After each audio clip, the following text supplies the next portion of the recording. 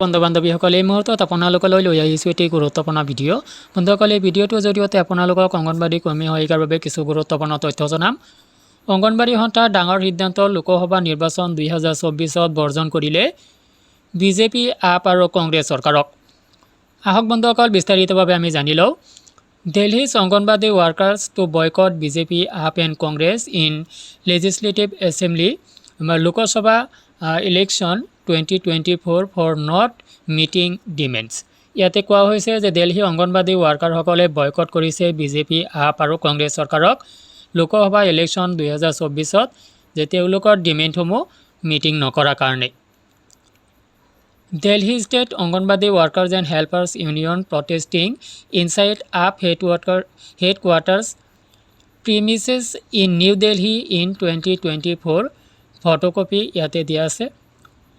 The worker associate with the Delhi State Anganwadi Workers and Helpers Union have pledged to boycott the BJP, AAP and Congress in the upcoming Lok Sabha election for not fulfilling their demands. The workers have been asking for a permanent employee status, a guarantee of minimum wage and immediate reinstatement of those whose job were terminated for participating in a strike in 2022 ইয়াতে কোৱা হৈছে যে worker এছ'চিয়েশ্যনে up, BJP, Congress চৰকাৰক upcoming Lok Sabha ইলেকশ্যনত boycott কৰিছে যে তেওঁলোক কোনোটোৱে তেওঁলোকৰ ডিমেণ্ডসমূহ পৰিপূৰ্ণ কৰিব পৰা নাই। তেওঁলোকে বিচাৰিছিল যে চৰকাৰৰ পৰা বিচাৰিছিল তেওঁলোকক পাৰ্মানেণ্ট এমপ্লয়ী হিচাপে স্বীকৃতি প্ৰদান কৰিব লাগে, গেৰাণ্টিপূৰ্ণ মিনিমাম ৱেজ এটা প্ৰদান কৰিব লাগে আৰু ৰেইনষ্টেটমেণ্ট কৰিব লাগে যিসকল কৰ্মীয়ে ইতিমধ্যে ষ্ট্ৰাইকত কৰাৰ বাবে তেওঁলোকৰ জব হেৰুৱাইছে তেওঁলোকক আকৌ মেইনষ্ট্ৰীমিং কৰিব লাগে বা তেওঁলোকক চাকৰিত বাহাৰ ৰাখিব লাগে।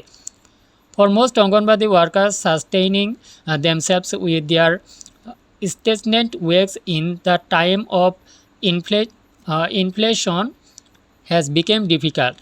Geeta Negi, 45, an Anganwadi in Delhi's Kusori Khas, said that while workload has increased over the years, their salaries have not increased as per the inflation rates. She works for 45 minutes every day to reach her Anganwadi center, let children in, seeks their visuals and spreads Anganwadis in the neighborhood while logging in every activity manually and on her phone. ইয়াতে কোৱা হৈছে যে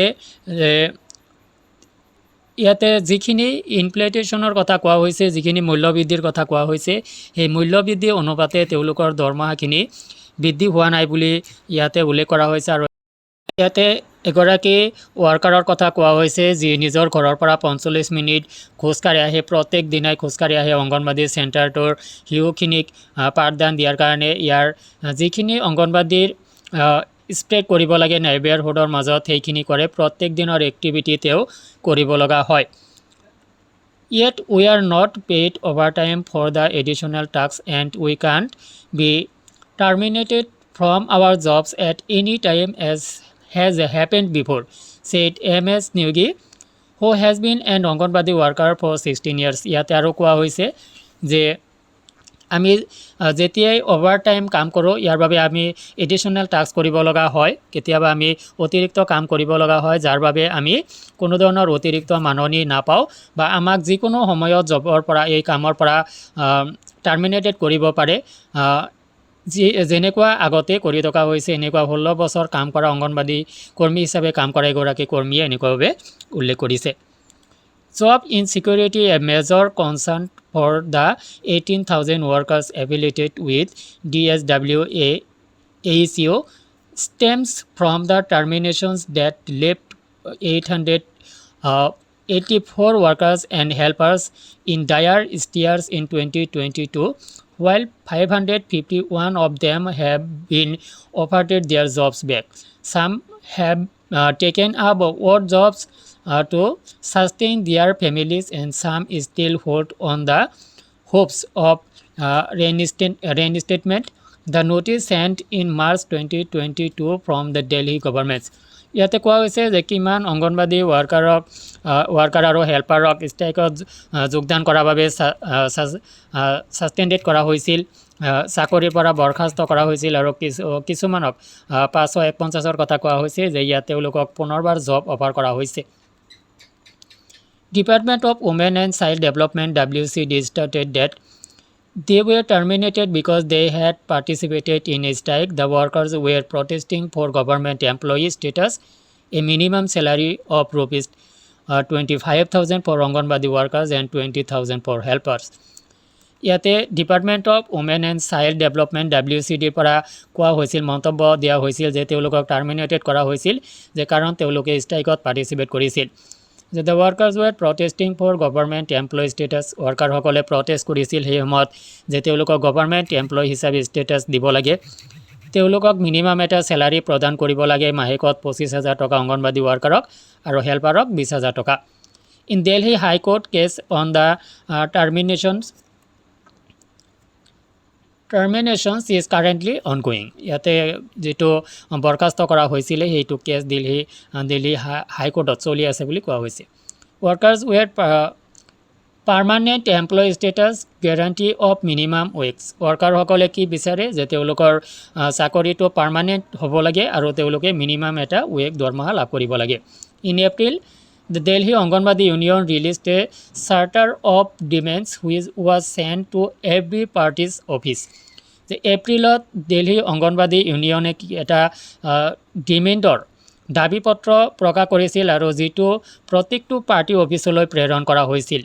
Shivani, the president of the union, said that their primary concerns include immediate reinstatement of the terminated workers along with salaries paid for the months that they were not working, increased wages in turn with increasing expenses and recognition as permanent employees, which will ensure other benefits such as gratuity and a provident fund. ইয়াতে আৰু কোৱা হৈছে যে যিখিনিক চাকৰিৰ পৰা বৰখাস্ত কৰা হৈছে তেওঁলোকক চাকৰিত পুনৰ মকৰল কৰিব লাগে, তেওঁলোকক চেলাৰী দিব লাগে, যি সময়ত তেওঁলোকে কাম কৰা নাছিল তেওঁলোকক বৰখাস্ত কৰি ৰখা হৈছিল সেইখিনি সময়ত চেলাৰী দিব লাগে, তেওঁলোকৰ দৰমহাখিনি ইনক্ৰিজ হ'ব লাগে আৰু পাৰ্মানেণ্ট এমপ্লয়ী হিচাপে তেওঁলোকক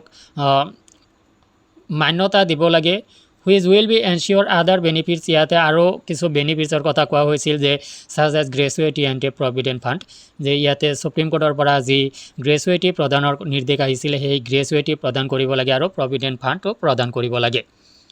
Following the 2024 strike, the Delhi government increased monthly wages to 12,720 and 6,810 to workers and helpers respectively.